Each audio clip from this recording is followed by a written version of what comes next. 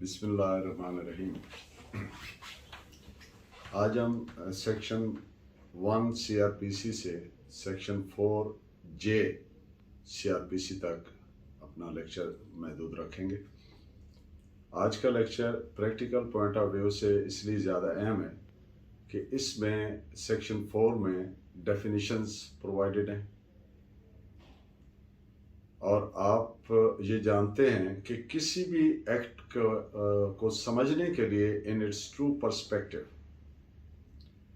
डेफिनिशंस को in proper sense interpret करना, conceive करना, अंडरस्टैंड करना या समझना बहुत ज़रूरी है।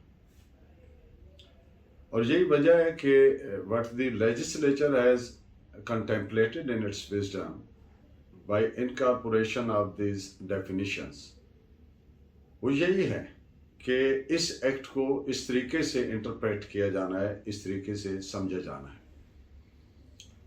Before dilating upon definitions, let us read out the section 1 and thereafter we will discuss those.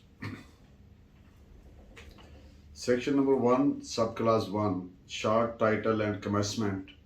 This act may be called CRPC 1898 and it shall come into force on 1st day of July 1898. Extent and application. It extends to the whole of Pakistan, but in the absence of any specific provision to the contrary. Nothing herein contained shall affect any special or local law now in force, or any special jurisdiction or power conferred, or any special form of procedure prescribed by any other law for the time being in force. अब इसको थोड़ा elaborate कर देते हैं। पहली बात, it extends to the whole of Pakistan. सारे पाकिस्तान में यही CRPC, यही क्रिमिनल प्रोसीजर लागू रहेगा, इम्प्लीमेंट रहेगा। दूसरी बात, it does not affect any special और लोकल लॉ। ये बात ज़रा डिटेल में कर दूं ताकि क्लैरिटी से समझ आ जाए। एक होता है जनरल लॉ, एक होता है special law. CRPC, PPC, QSO, CPC, these are general laws. But कोई ऐसा स्पेशल लॉ उसको बोलते हैं जब जिसमें कोई चीज जनरल लॉ से हटके जो प्रोवाइड कर दी जाती है, चाहे वो प्रोसीजरल लॉ हो, चाहे वो सब्सटेंटिव लॉ हो। जैसे PPC जनरल लॉ है, उसमें अगर कोई आदमी मर्डर होगा तो 302 होगा और 302 की FIR होगी और ट्रायल होगा, एडिशनल सेशन जज करेगा, लाइक दैट। लेकिन कुछ हालात पैदा हुए, ये स्पेशल लॉ उन मखसूस हालात की वजह से लेजिस्लेशन जो है एनेक्ट करती है, लागू करती है, कानून साजी करती है कि दहशतगर्दी के वाक़या शुरू हो गए। यानी मर्डर करने वाला और होने वाले को पता नहीं मुझे क्यों किया जा रहा है। करने वाला इसलिए कर रहा है कि मुआशरे में खौफ और हरास पैदा कर दे, to stir up the emotions of the society, to cause sensation, खौफ और हरास पैदा कर दे। तो फिर लेजिस्लेशन ने कंटेम्पलेट किया इन इट्स विजडम कि there must be some special law, तो एंटी टेररिज्म एक्ट आ गया। अब होता उधर भी मर्डर है, लेकिन कोई ऐसा एक्ट जो दहशतगर्दी की नीयत से किया गया है, यानी जनरल पब्लिक में खौफ और हरास पैदा करने के लिए किया गया है, तो उसका जो ट्रायल है उसके लिए स्पेशल लॉ आ गया। अब सवाल ये पैदा होता है कि जनरल लॉ मौजूद है, स्पेशल लॉ आ गया, अब किसके तहत होगा? मैं बड़े एम्फेटिकली, बड़ी ताकीद और एम्फेसिस लेकर आ रहा हूं इस बात के, to make you understand with clarity. Let us remember it always that special law shall prevail. जब भी कोई ऐसी सूरत पैदा हो जाएगी तो बिल्कुल कंफ्यूज नहीं होना, बल्कि क्लियर रहना है कि स्पेशल लॉ प्रिवेल करेगा. सो ये जो इसके सेकंड लाइन में सेक्शन 1 में बात हुई कि it does not affect any special और लोकल लॉ, यही लागू रहेगा. लेकिन अगर कोई स्पेशल या लोकल लॉ है तो फिर उसको ये अफेक्ट नहीं करेगा, फिर वही उसी के तहत होगा. या कोई स्पेशल जुरिस्डिक्शन, जुरिस्डिक्शन का मतलब आप समझते हैं इख्तियारे समात, and it is conferred by the law. कानून ये इख्तियार देता है. और अगर कोई स्पेशल जुरिस्डिक्शन दी गई है तो फिर उसी के तहत होगा. इसकी मिसाल दे दूं, फिर वही मिसाल दे देता हूं 88 की. अब अगर कोई मर्डर हुआ है और वो दहशतगर्दी के कॉन्सिक्वेंस में हुआ है, तो एक तो आम कोर्ट है, सेशन जज या एडिशनल सेशन जजेस. यहां पर बाय द वे बात कर दूं कि एडिशनल सेशन जजेस और सेशन जज साहब के जुडिशियल पावर्स सेम होती हैं, तो वो सुनेंगे. लेकिन जहां पे जुरिस्डिक्शन किसको दिया गया है, जब अगर को वो 788 के तहत मुकदमा दर्ज किया गया है कि ये टेररिस्ट एक्ट हुआ है, तो फिर एटीसी ट्रायल करेगी. एटीसी को जुरिस्डिक्शन है, एंटी टेररिस्ट कोर्ट. यानी जो स्पेशल कोर्ट्स होती हैं फिर उनको वो स्पेशल जुरिस्डिक्शन दी गई है, इख्तियारी समात दिया गया. तो इस तरह की हमारे यहां बेशुमार कोर्ट्स हैं, like CNSA, drug court, special courts pertaining to bank crimes, so on and so forth. तो स्पेशल जुरिस्डिक्शन की सूरत में भी फिर वही स्पेशल जुरिस्डिक्शन ही प्रिवेल करेगी. एक बात में बिल्कुल कंफ्यूज नहीं होना, क्लैरिटी से होनी चाहिए हर लॉ प्रैक्टिशनर के ज़हन में, कि जितने भी ऑफेंसेस हैं, जितनी भी स्पेशल कोर्ट्स हैं, उनमें ट्रायल CRPC के तहत होना है. फर्क कहां पे पड़ रहा है? जहां पे कोई स्पेशल प्रोविजो आ गई किसी स्पेशल एक्ट में, जैसे इसकी सब क्लास 4 है जिसमें ये कह रहा है कि are any special form of procedure is provided, तो वो उस फॉर्म जहां तक प्रोवाइडेड है या वो सेक्शन जहां तक प्रोवाइडेड है, स्पेशल सेक्शन, वो अप्लाई होगी. General CRPC applicable. एक बात ये होगी. अब कहां पे CRPC एप्लीकेबल नहीं हो रही, वो बात वो चंद एक इंस्टांसेस में आपके सामने रख देते. For instance, prevention of corruption act. अब जनरल लॉ है कि when an offence is reported और comes into the knowledge of the SHO, तो वो प्रोसीड करेगा अंडर सेक्शन 154 CRPC, FIR दर्ज करेगा. लेकिन प्रिवेंशन ऑफ करप्शन एक्ट के तहत अब ये स्पेशल लॉ है, उसका इससे हट के प्रोसीजर प्रोवाइड कर दिया. वो पहले इंक्वायरी करेंगे, प्रिलिमिनरी इंक्वायरी होगी, उसमें वो डिटर्मिनेशन हो जाएगा ट्रूथ और फॉल्सिटी ऑफ द एलिगेशन, और फिर FIR करें, और फिर इन्वेस्टिगेशन. आगे जितना वो उसका ट्रायल है वो सारा CRPC के तहत है, बाकी सारा वही प्रोसीजर है. लेकिन स्पेशल प्रोविजो कहां पे आ गई, प्रोविजन कहां पे आ गई कि जो जब दरखास्त दी गई तो FIR दर्ज नहीं हुई, प्रिलिमिनरी इंक्वायरी हुई. इसी तौर से एक्स्ट्राडिशन एक्ट है 1972 का, इसी तौर से हदूद ऑर्डिनेंस, हदूद लॉज है, उनमें चंद एक स्पेशल प्रोविजंस हैं। इसी तौर से offences in respect of banks हैं, स्पेशल कोर्ट्स हैं, बैंक स्पेशल कोर्ट्स हैं जहाँ पे बैंक क्राइम्स का, तो वो भी स्पेशल लॉ जहाँ जहाँ पे वहाँ पे डिफरेंस आ रहा है। Same goes with anti terrorism act 1997। एक और इवेंचुअलिटी जहाँ पे सीआरपीसी एप्लीकेबल नहीं है वो है proceeding before supreme court. It may be interesting for my fellow colleagues.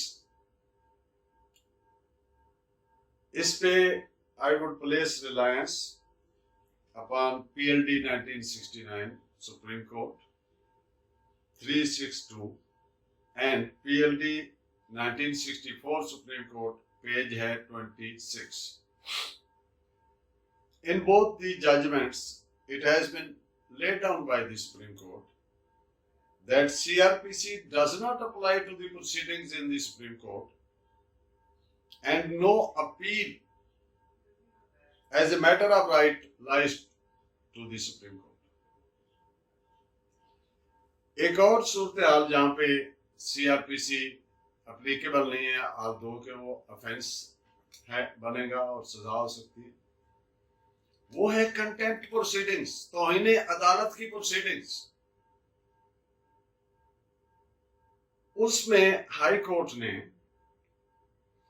जौन सा मोड अकॉर्डिंग टू सिचुएशन मुनासिब समझे प्रोसीड करना है, लेकिन सिर्फ दो चीजों का ख्याल रखना है हाईकोर्ट ने। पहली चीज ट्रांसपेरेंसी कहें या फेयरनेस कहें, वो एंश्योर्ड होनी चाहिए। दूसरी चीज कि जिसपे जो कंटेम्नर है अलेजिडली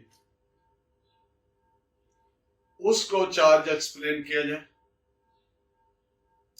एंड थर्डली कंटेम्नर को मौका दिया जाए अपना डिफेंस लेने का, करने का। ये तीनों जो मैंने गुजारिशात की कंटेम्प्ट प्रोसीडिंग के हवाले से, तो इन तीनों का origin principles of natural justice में।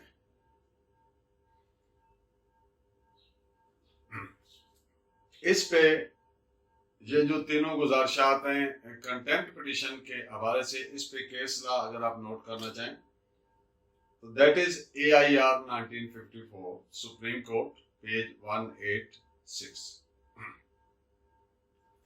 अब बात करेंगे लिमिटेशन की। तो जहां तक क्रिमिनल लॉ है, इसमें एक चीज बड़ी क्लियर होना चाहिए कि जो जुर्म है वो जिंदा रहता है, जुर्म नहीं मरता। जुर्म को सिर्फ दो चीजें खत्म कर सकते हैं, एक सजा या एक दूसरी क्या हो गई, बरीयत। अब FIR दर्ज करवानी है या इस्तिगासा यानी प्राइवेट कंप्लेंट करनी है, तो उसके लिए कोई लिमिटेशन नहीं है।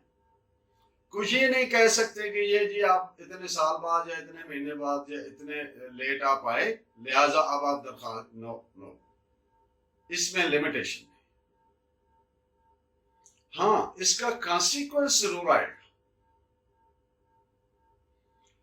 जो डिले इन लॉजिंग FIR है या डिले इन इंस्टीट्यूशन और फाइलिंग ऑफ प्राइवेट कंप्लेंट यानी इस्तिगासा है, वो जितना डिले होगा that would be running the risk of fading of the memory of the witnesses, damage और destruction of the incriminatory material, etcetera etcetera. Evidence जाया होने का एहतमाल है।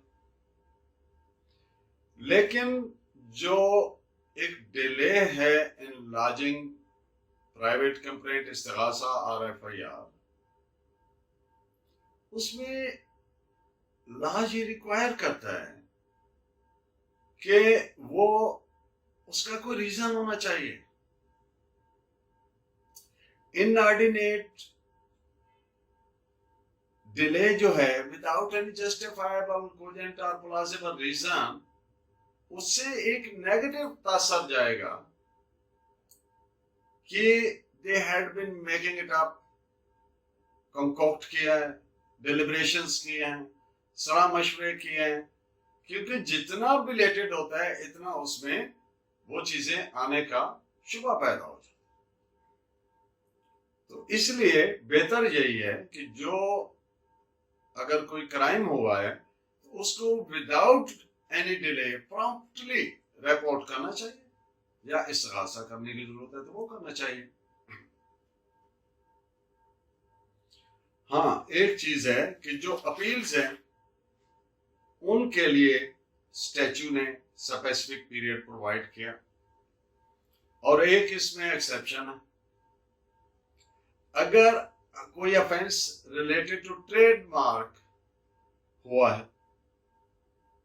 तो उसमें चूंकि उस स्पेशल लॉ है और उसका एक प्रोसीजर उसमें मियाद दर्ज कर दी गई है कि इतने अरसे के अंदर हो सकती है, उसके बाद नहीं हो सकती। तो ये एक्सेप्शन आप याद रखिएगा कि अगर जुर्म is relating to trademark act तो फिर within specified and prescribed limitation आपने कंप्लेंट करनी है। सीआरपीसी में थोड़ी सी एक और चीज भी आप नोट कीजिए, इसमें I would place Reliance upon PLD 1989 Peshawar 227। अब जो फर्द बयान है जिसपे FIR दर्ज होती है, FIR दर्ज होने से पहले अगर वो तहरीरी शक्ल में दिया गया है, यानी जिसको हम दरखास्त कहते हैं, तो उसको लीगल टर्मिनोलॉजी में फर्द बयान कहते हैं। तो फर्द बयान को अगर आप उससे मुवाजना करें सिविल लॉ से, प्लेंट से, तो तकरीबन ऐसी, इसमें कुछ असर्शंस है, एलिगेशन जिनको बोल रहे, लेकिन क्रिमिनल लॉ में ऐसा कोई राइट नहीं है कि उसका जवाब दिया जाए। वो इसलिए कि इसका बारे सबूत, म्यारे सबूत अलग है, उसमें प्रोबेबिलिटीज पे होना है, which is more Eakin and more probable. यहां पर बियॉन्ड शैडो ऑफ डाउट होना है। और एक प्रिंसिपल है कि prosecution must stand on its own legs, he who alleges is to prove, जिसने इल्जाम लगाया उसने साबित करना है, जिस पे लगा है उसने डिस्प्रूव करने का ओनस उस पे नहीं, बारे सबूत उस पे नहीं है कि उसने साबित करना है कि ये झूठा है। जिसने इल्जाम लगाया है उसने साबित करना है। इसलिए वो उसमें वो वाली सूरत हाल नहीं है कि वो उसका जवाब दावा दे या like written statement like that दे। हाउएवर सेक्शन 342 में once the whole of the prosecution evidence has been got recorded, then the accused is given an opportunity in the shape of questions placed to the accused, wherein whole of the incriminatory material is put to the accused to reply. What does she say about it? Here he has been given by law an opportunity to give his reply to those one allegations. तो ये एक अजमाली तायराना गलेंसरी view of section 1 हो गया। Section 2 of CRPC has been got repealed and section 3 में जो बात है वो इतनी सी है कि सेक्शन 3 सब क्लास 1 CRPC, उसमें कुछ एक्सप्रेशंस हैं। पहले पार्ट में वो कह रही है कि जो प्रीवियस एक्ट्स हैं 1861, 1872 and 1882 shall be repealed. Repeal तो सवाल हो गए, खत्म हो गए, रिपील मनसूख हो गए, कलअदम हो गए। और सेक्शन 3 सब क्लास 2 में एक्सप्रेशंस को थोड़ा आल्टर किए गए कि पहले जो कहा जाता था कि मैजिस्ट्रेट फर्स्ट क्लास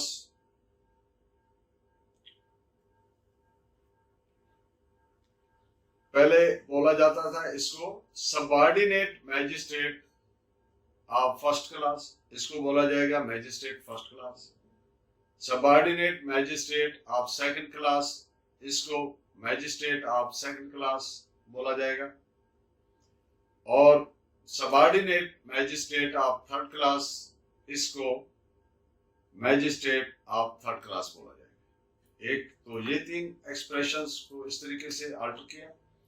और दूसरा पहले वर्ड यूज हुआ था इस सेक्शन में जॉइंट सेशंस जज, उसको अल्टर किया into additional district and sessions जज, एडिशनल सेशंस जज।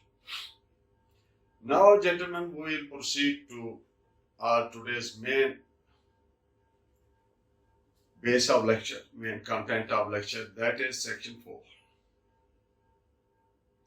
As earlier in the beginning of my lecture, I stated that about the importance of definitions of any act. So, section 4 provides definitions about certain terms, certain words. First of all, section 4 subclause A, Advocate General. I read out the wording of section 4A. Advocate General means and includes also a government advocate, or where there is no Advocate General or government advocate, such officer as provincial government may from time to time appoint in this behalf. Advocate general province में सरकार का सबसे बड़ा वकील होता है।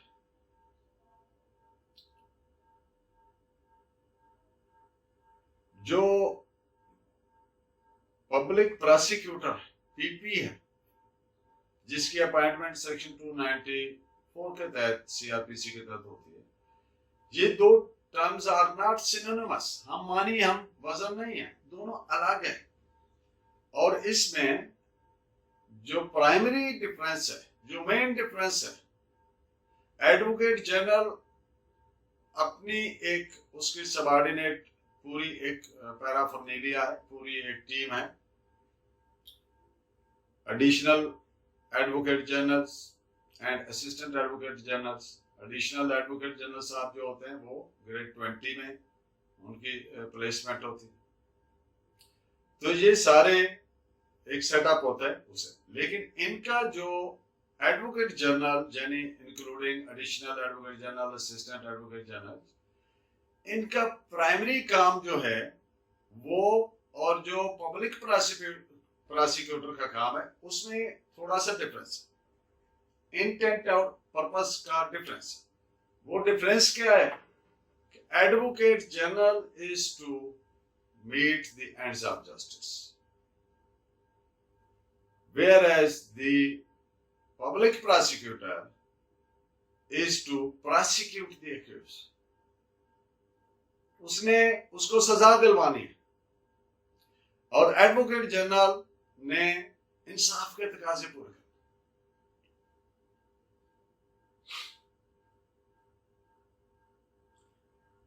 आगे है section 4 sub class B, bailable offenses and non-bailable offenses. Bailable offense means an offense shown as bailable in the second schedule of CRPC or made bailable by any other law. And non-bailable offense means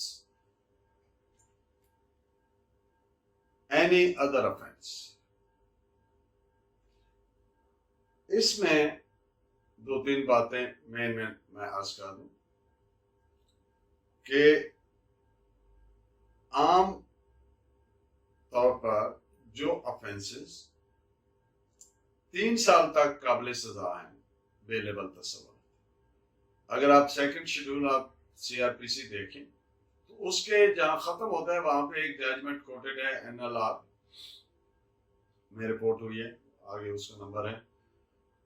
तो उसमें ये बात की गई है कि तमाम offences, अगर कोई ऐसा ऑफेंस है जिसका शेड्यूल में जिक्र नहीं है या दूसरे स्पेशल लॉ से है, तो उसकी सजा 3 साल तक या 3 साल से कम है तो वो बेलेबल तस्वर होगा, until and unless provided otherwise।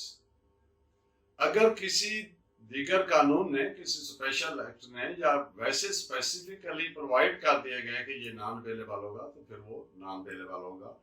मिसाल के तौर पर 489F, अगर किसी का चेक बाउंस होता है तो सजा तो 3 साल है लेकिन वो नॉन बेलेबल। जो बेलेबल ऑफेंस है उसमें grant of bail is the right of the accused, और जो नॉन बेलेबल ऑफेंसेस होते हैं उनमें it is discretion of the honourable court. As of right में वो तो एज ऑफ राइट हो गया, स्टैच्यू ने प्रोवाइड कर दिया। अब एक डिस्क्रेशन आ गया कोर्ट का, तो डिस्क्रेशन कोर्ट ने जुडिशियसली अप्लाई करना। जुडिशियसली कैसे करना है? By application of judicial mind. Judicial mind कब अप्लाई करना हम कहते हैं कि आप जुडिशियल माइंड अप्लाई किए हैं?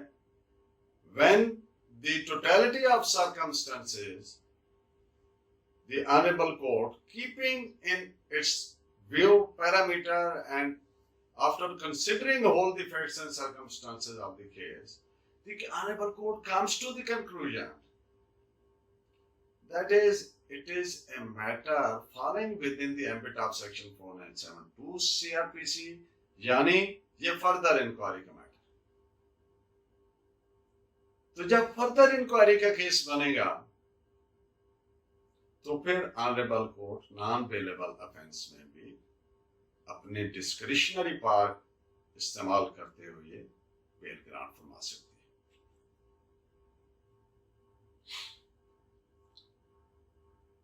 है। एक और बात कि आमतौर पर प्रैक्टिस ये है कि जो ऑफेंसेस प्रोहिबिटरी क्लॉज में फॉल नहीं करते उनमें bail is granted as a rule and refusal is an exception। ये almost एक settled principle, keeping in view the other principle, यानी basic principle is jail not is bail not jail। तो उसमें exception ये है, मैंने एक वर्ड यूज किया प्रोहिबिटरी क्लास।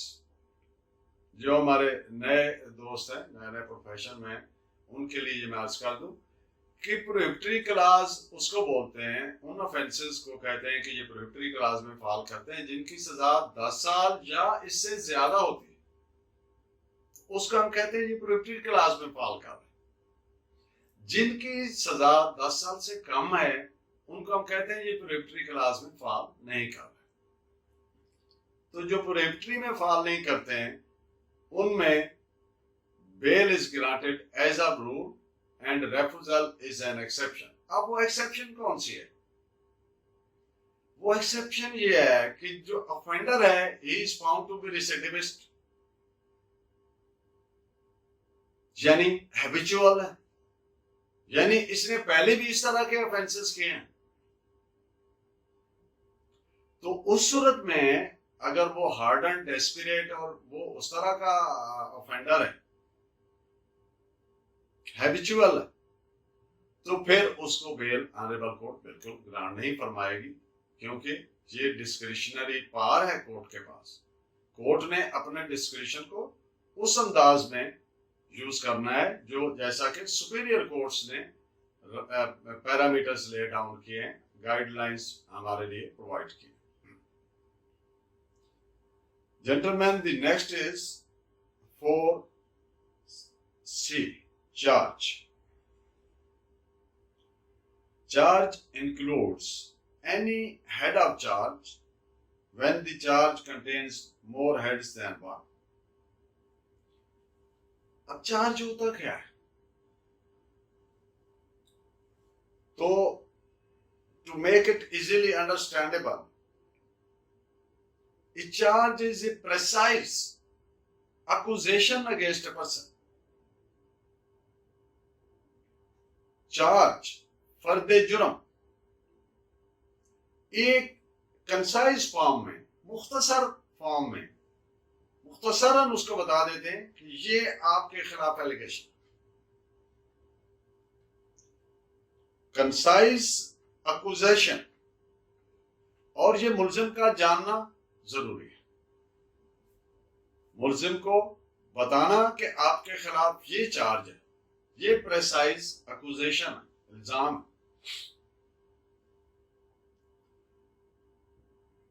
अक्सर मीडिया पे जिक्र होता है कि आजकल तो बिलखुसूस ज्यादा हो रहा है कि फर्द जुर्म आयद होगी। तो जब ऑनरेबल कोर्ट फर्द जुर्म आयद करने से पहले की जो प्रोसीडिंग है उसको स्ट्रिक्ट लीगल सेंस में कहेंगे इंक्वायरी।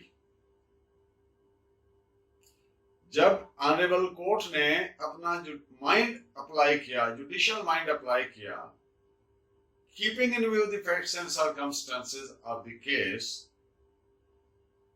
और देखा कि हाँ ये ऑफेंसेस मेक आउट हो रहे हैं, तो फिर चार्ज फ्रेम हुआ। तो जब चार्ज फ्रेम हो गया तो यहां से फिर ट्रायल कमेंस हो गया, इंक्वायरी खत्म हो गई। पहले की चार्ज फ्रेम से पहले की जितनी प्रोसीडिंग है वो इंक्वायरी कहलाएगी।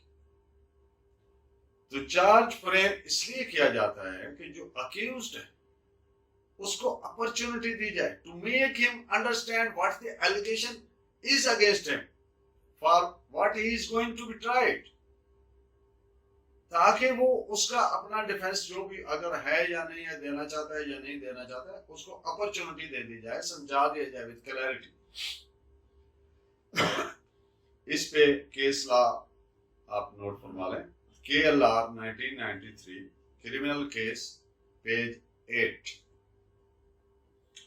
Another case law where that is 2000 Pakistan Criminal Law Journal page 367, wherein it is provided charge is the very start of trial, and it is at this stage that an accused comes across the accusation leveled against him to let him know the material against him. Charge shall contain all material particulars as to time, place, specific name of offense, manner of commission of offense, particulars of accused, so as to afford accused an opportunity to explain the matter with which he is charged. इसको मैं repeat कर देता हूं कि charge में with accuracy ये बता दिए चाहे उसको, मुल्जिम को, कि आपके खिलाफ ये एलिगेशन है कि फलां वक्त, फलां टाइम, फलां तारीख, फलां जगह आपने या आपके साथ फलां फलां बंदों ने ये एक्ट किया, ये इल्जाम है आपके खिलाफ,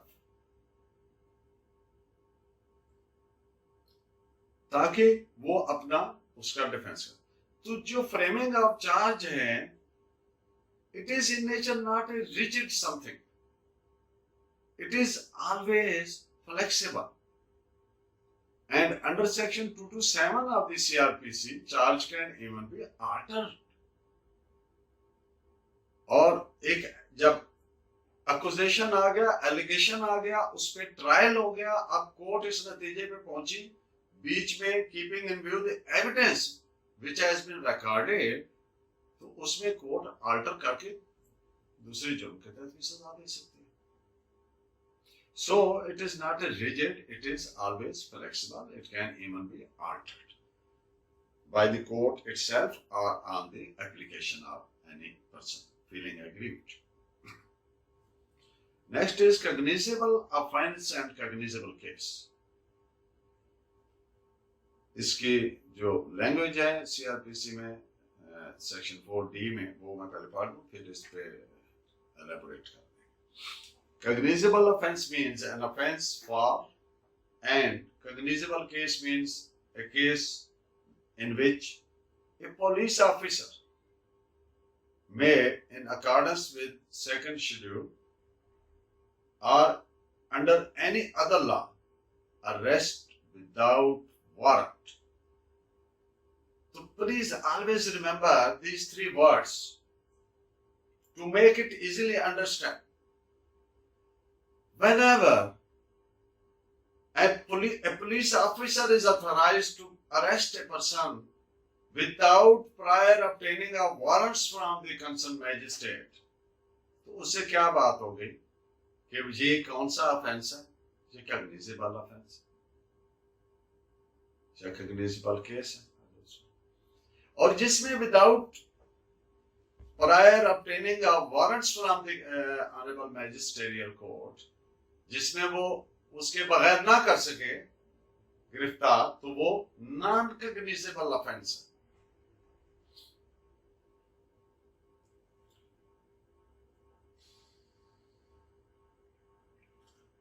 अब वर्ड कॉग्निजेबल और कॉग्निजेंस है, तो जब honourable court applies its mind with respect to the facts and their ascertainment of seriousness and their evidentiary value of those facts, then it is said the court has taken cognizance. एक लफ्ज जिसको criminal law में बार बार समातों से टकराता है, that is cognizance. तो cognizance किसका मतलब क्या है? कि कोर्ट ने कॉग्निजेंस ले लिया, कि कोर्ट ने वो सेट ऑफ या सीरीज ऑफ एलिगेशन या सिंगल एलिगेशन और वो हालातों वाकयात और उन फैक्ट्स की जो सीरियसनेस है उसको माइंड अप्लाई किया है। तो whenever the honorable court has applied its judicial mind, it is said the court has taken cognizance of it.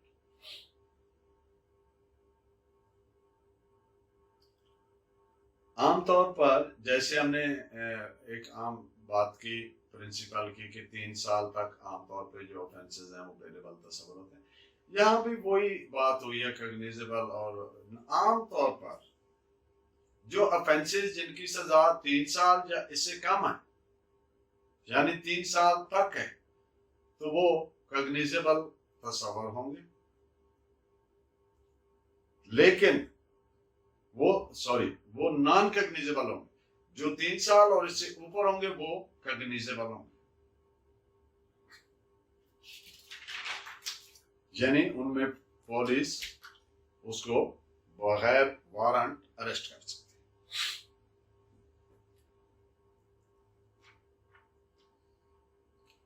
जब कोर्ट कॉग्निजेंस ले लेती है तो इसको हम कहते हैं कि ये जुडिशियल एक्ट है। In this regard, reliance is placed on 2 judgments. One is 2006, Pakistan Criminal Law Journal, page 518, and the second is AIR 1956, ALL, yani Allahabad, 525. Court जब कॉग्निजेंस लेती है, कोर्ट के सामने जब मटेरियल रखा जाता है, उसमें court is not bound of the opinion of the police officer. इसके लिए एक लैटिन वर्ड जो आमतौर पर बोलचाल में हमारे प्रोफेशन में इस्तेमाल होता है, वो इप्सी डिक्सी बोलते हैं। IPSI ipse, DIXIT, T silent, dixit बोलना। Ipse dixit literally does mean चालाकियां, फुर्तियां, कारीगरियां, which are alleged to the police, कि जनाब ये तो मौके पर गए नहीं और रिकवरियां शो कर रहे हैं और ये तो थाने में बैठ के बनाई, तो ये क्या है? ये फुर्तियां हैं, इसको कहते हैं इप्सी डिक्सी। अब इस तरह की इप्सी डिक्सीज की बेस पे जो एक मटेरियल प्लेस किया ऑनरेबल कोर्ट के सामने, तो कोर्ट उसकी कॉग्निजेंस लेगी अपना जुडिशियल माइंड अप्लाई करते हुए। कोर्ट उसकी जो रखती है मटेरियल सामने उसकी पाबंद नहीं है कोर्ट उसकी ओपिनियन की। कोर्ट ने अपना जुडिशियल माइंड अप्लाई करना। Court may agree with it और may not agree with it.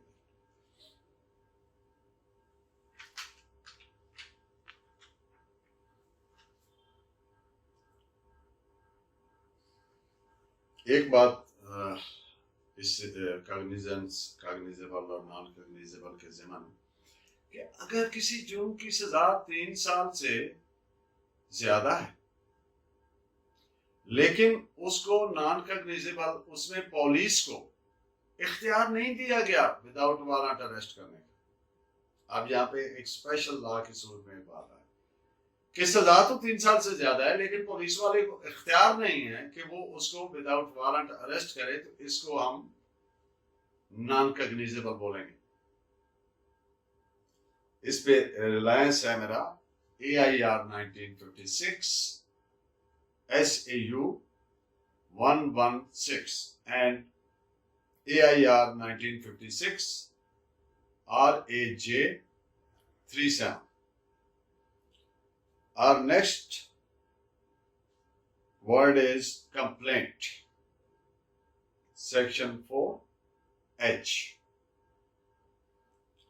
The wording used is complaint means allegation made orally or in writing to a magistrate with a view to his taking action under the court. Under the court, yani under the CRPC.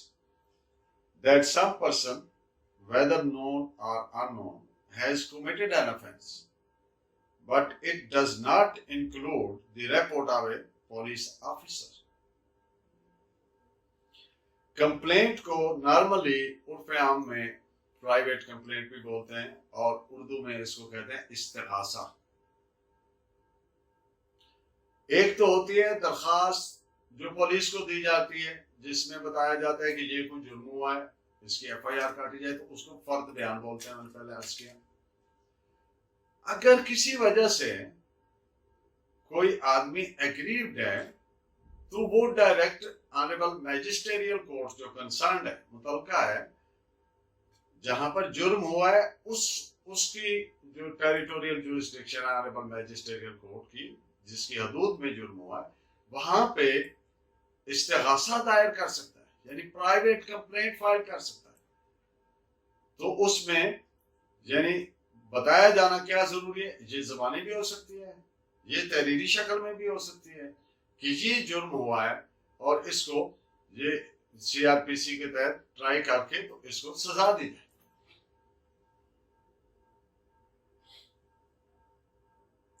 इसमें a complaint is a statement of accusation or allegation of fact or information put forth to a magistrate inferring commission of offence to be taken cognizance of.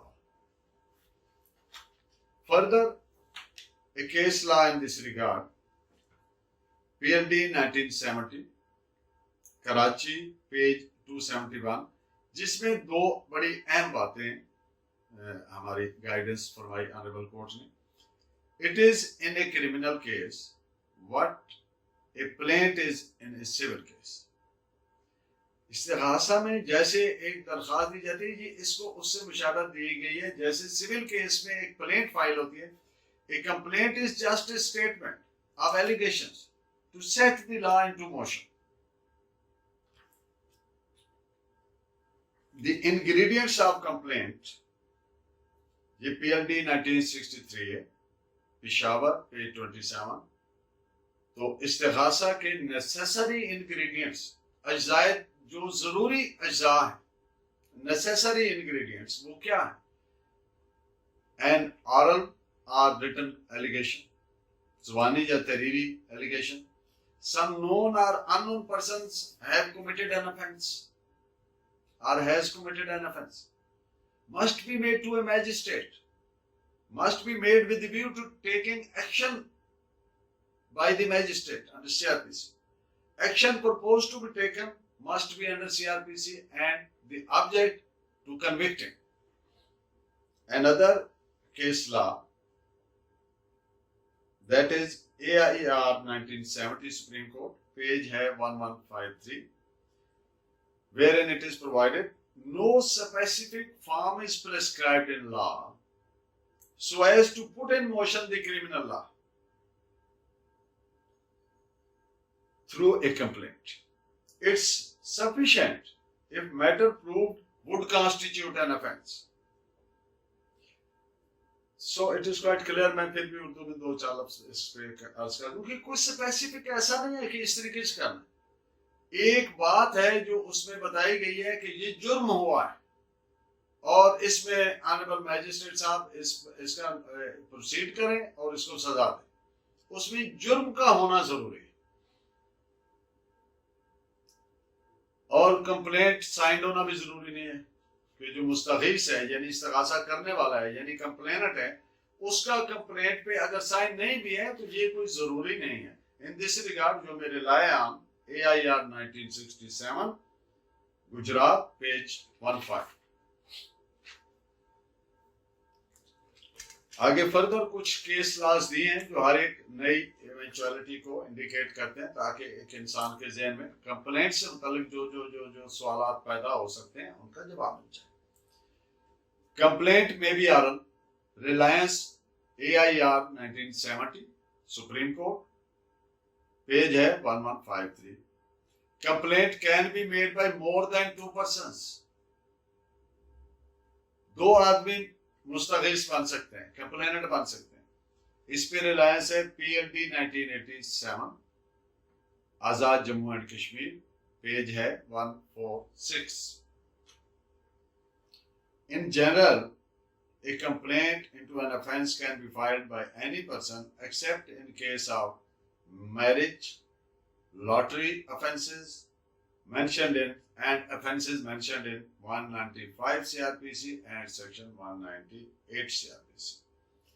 ये एक बात जो ज़हन में रहनी चाहिए कि तमाम ऑफेंसेस के बारे में कंप्लेंट हो सकती है सिवाय ऐसे offences which are pertaining to marriage, lotteries and the offenses mentioned in section 195 CRPC, क्योंकि उनका एक अलग प्रोसीजर दे दिया गया, इसलिए उनकी डायरेक्ट उस तरह से इस्तगासा नहीं हो सकता। In this regard reliance can be placed on 13 Bombay 590 and 600 pages. कोई कंप्लेंट डायरेक्ट हाई कोर्ट या सेशन कोर्ट में फाइल नहीं की जा सकती, भले उसमें offence triable by session court ही क्यों ना हो।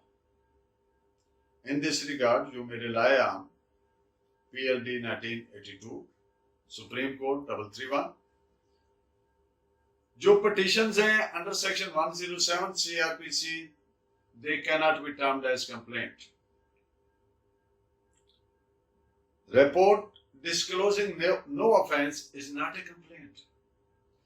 अब एक आदमी ने इस्तिगासा दायर किया और इस्तिगासे को पेरूज करने के बाद पढ़ने के बाद you come to a conclusion that no offense stands made out, so it cannot be termed a complaint. यानी किसी को कंप्लेंट बनने के लिए जरूरी है कि उससे जुर्म होना नजर आ रहा हो कि हाँ ये इल्जाम है कि ये जुर्म हुआ है। रिलायंस इन this regard is 1969 Pakistan criminal law journal page है 1270। कंप्लेंट का तरीकाकार ये है कि सबसे पहले जो ही कंप्लेंट दायर हुई है, फाइल हुई है, इंस्टीट्यूट हुई है, तो कंप्लेनेंट का बयान रिकॉर्ड होगा first of all, and then he would be required to produce further evidence, वो चाहे उसी तारीख पे हो या नेक्स्ट डेट पे भी हो सकती है, नेक्स्ट डे भी हो सकती है। इसमें रिलायंस है AIR 1930 इलाहाबाद 820 पेज है। कंप्लेंट कौन फाइल कर सकता? कंप्लेंट फाइल करने के लिए कंप्लेनेंट का एग्रीव्ड पर्सन होना जरूरी नहीं है। जैसे FIR दर्ज करवाने के लिए एग्रीव्ड होना जरूरी नहीं है, बिकॉज जैसे FIR में आप कहते हैं कि ये तो इंफॉर्मेशन दी है किसके, pertaining to commission of certain act or omission which amounts to, which constitutes an offense. Same goes with complaint. Anybody can be complainant. जरूरी नहीं कि वो उसका aggrieved है. तो in this regard, reliance is placed on AIR 1921, Calcutta, page 561. हाँ, कुछ exceptions हैं, उनकी बाबत जो कंप्लेंट्स हैं वो उसको कंप्लेंट नहीं किया जाएगा। ये एक्सेप्शन है।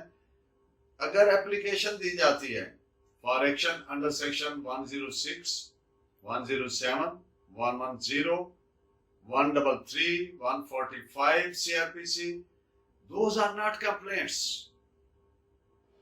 Reliance in this regard, AIR 1951, Allahabad, page 494.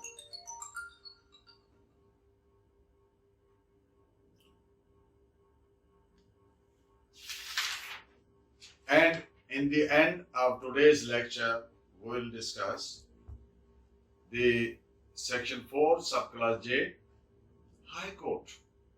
High Court means the highest court of criminal appeal or revision for a province. High Court is a constitutional court established under the Constitution of Pakistan and is the apex court under CRPC.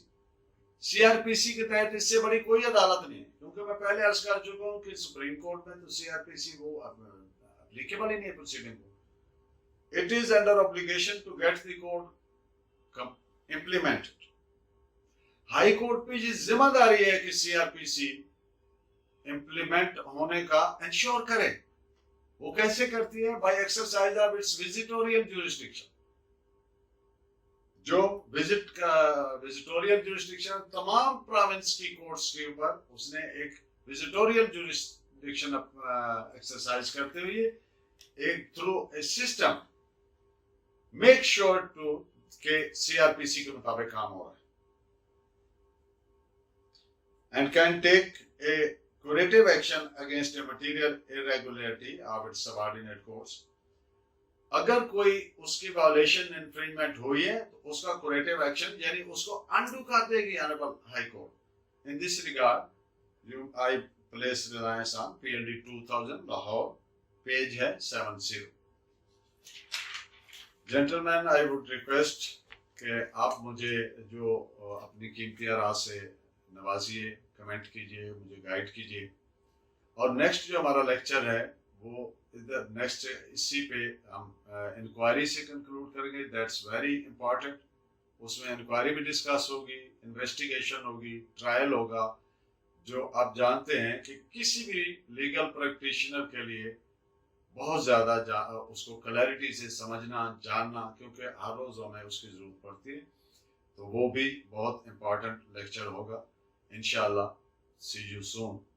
Take care.